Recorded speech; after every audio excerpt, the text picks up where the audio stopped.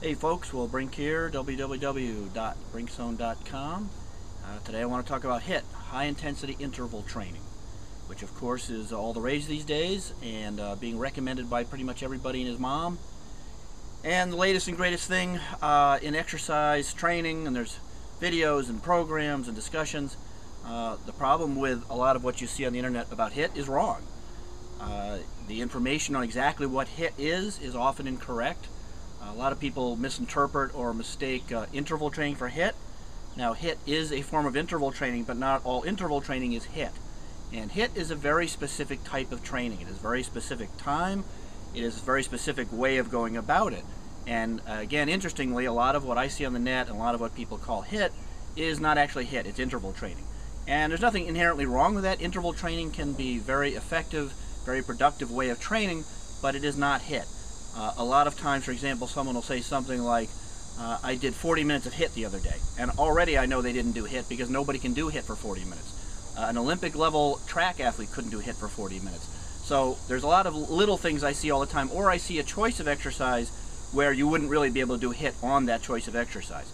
So HIIT is quite specific to and different from interval training, and people need to know that. Now, two, HIIT is not for everybody. One of the issues I see, again, with recommendations on the net is HIIT being recommended to pretty much everybody, and HIIT is clearly not for everybody. There are some people that HIIT would be contraindicated for.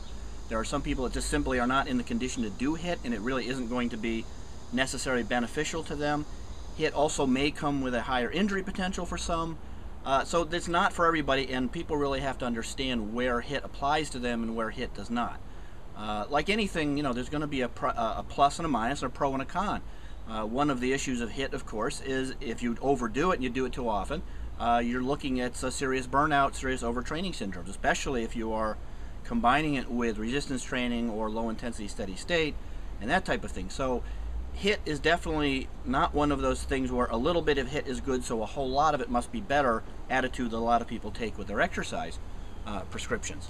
Now, some of the benefits of HIIT, at least as the literature is concerned, is it almost has a perfect blend of effects between low intensity steady state aerobics and resistance training, and the metabolic effects are almost a perfect blend of the two.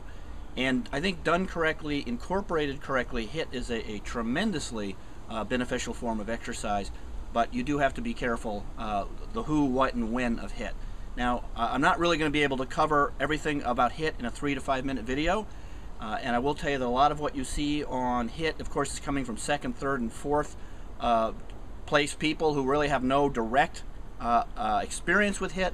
And so what I did was I contacted a Dr. Ryan, who is a primary researcher in HIIT. Her lab studies HIIT.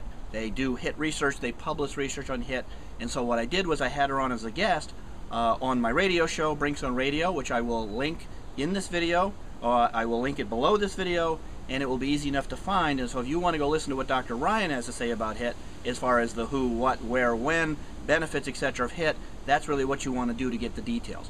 Like I say, trying to cover it here in a quick video is not going to do HIIT justice, but what I can say is there is a lot more to it, in a sense, than you actually may realize about HIIT, as far as how to do it appropriately, who it's a benefit for, what are the metabolic effects, and so please check out that radio show. I think you'll get a lot from it, and if you find it useful, please hit the likes.